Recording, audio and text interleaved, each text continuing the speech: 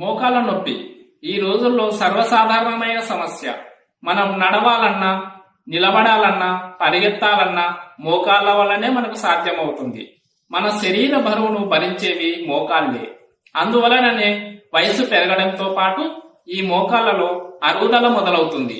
మోకాలు కీలులోను మరియు అన్ని ఇతర కీళ్లలోనూ శ్లైష్మిక కఫము లేదా సైనోవియల్ ఫ్లూయిడ్ అనే చిక్కని ద్రవం ఉండటం వలన జాయింట్స్ స్మూత్ గా కదులుతాయి.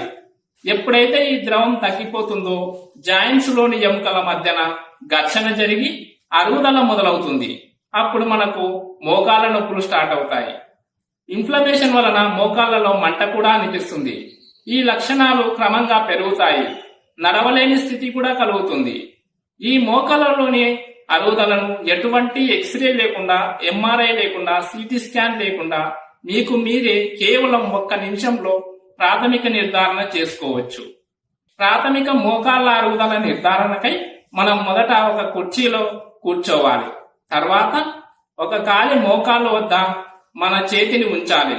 తర్వాత ఆ కాలును పైకి చాపాలి, మళ్ళీ కిందకు పెట్టాలి. ఇలా 4 నుండి 5 సార్లు చేయాలి. ఇలా చేసినప్పుడు మనకు ఎటువంటి శబ్దం వినపడకపోతే అరుగుదల ఇంకా స్టార్ట్ అవ్వలేదు అని అర్థం. కొంచెం శబ్దం వినిపిస్తుంటే అరుగుదల మొదలైందని అర్థం. ఎక్కువగా క్రాకింగ్ సౌండ్ వస్తుంటే ఎక్కువగా అరుగుదల ఉందని అర్థం. ఇలాగే రెండో కాలిని కూడా మనం పరీక్షించుకోవాలి. ఇలా చేయడం వలన మనకు మోకాళ్ళలో అరుగుదల ఉందా లేదా అని తెలుస్తుంది.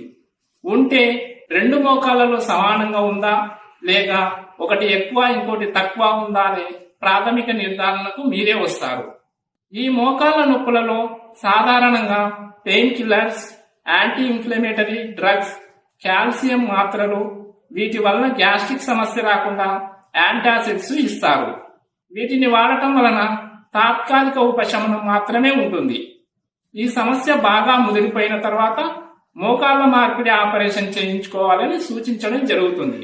కానీ ఆయుర్వేదంలో ఎటువంటి సర్జరీ లేకుండా సహజ సిద్ధమైన ఆయుర్వేద మందుల ద్వారా సమస్య ఎక్కువగా ఉంటే కేరళీయ పంచకర్మ చికిత్సల ద్వారా ఎటువంటి సైడ్ ఎఫెక్ట్స్ లేకుండా పూర్తిగా తగ్గించుకోవచ్చు.